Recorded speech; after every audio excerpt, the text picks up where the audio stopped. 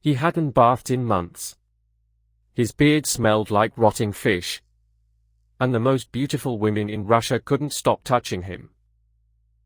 Grigori Yefimovich Rasputin. A Siberian peasant with no education, no title, and no hygiene. He walked 1,000 miles on pilgrimages. Sleeping in ditches. Praying in mud. Something changed in the mud. The dirtiest man in Russia.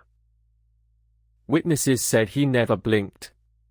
His eyes were described as pale, almost colorless. They said looking into them felt like drowning. He would take a woman's hands and hold them. Not squeeze. Hold. Minutes would pass. Nobody moved. The prayer trance. He would pray aloud in a low monotone until the room vibrated. Women reported feeling heat in their bodies. Involuntary tears. The Khlysty sect believed you had to sin to find God. Exhaust the flesh. Burn out desire through desire. Rasputin took this literally. He told them it was holy. That the body was prayer. That surrendering to him was surrendering to God. And they believed it. Tsarina Alexandra. Empress of all Russia. Her son Alexei had hemophilia. The boy bled, and the doctors failed. Rasputin prayed. The bleeding stopped. After that, she would not let him leave. He had the one thing no general or minister could give her. He had her son's life in his hands. Anna Virabova. The Tsarina's closest friend. She visited Rasputin alone. She wrote that he made her feel things she could not name. Olga Loktina. A general's wife. She abandoned her family for him. She called him Christ. She crawled on the floor and kissed his boots in public. The bathhouse stories. Accounts describe orgies disguised as spiritual rites. Women of the highest society, naked in steam, with a man who stank of goat. Contemporaries described him as repulsive. Unwashed hands. Rotten teeth. Food in his beard. And yet woman after woman fell. That is the part people cannot look away from. By 1912, Rasputin was advising the Tsar on appointments.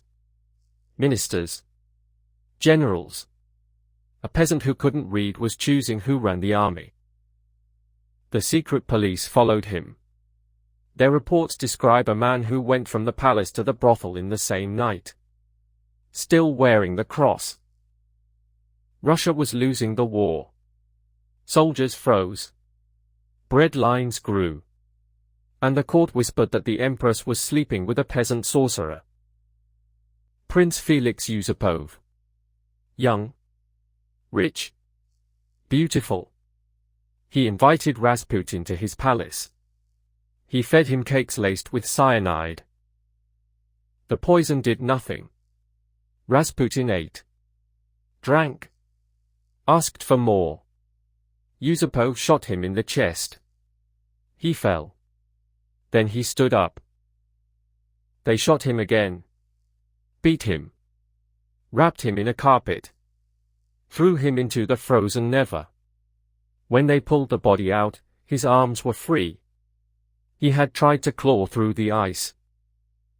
Was it hypnotism? Faith healing? Sexual charisma? Or something older? Something the church burned people for knowing.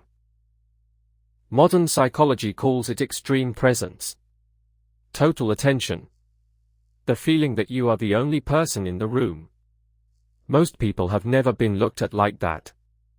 It is devastating. He gave them permission. To want. To feel. To stop being good. In a world that punished women for wanting, he was the only man who said yes. The ugliest man in the room had the most power. Not because of what he looked like. Because of how he made them feel when he looked at them. You are still watching. That tells you something about power that no history book will.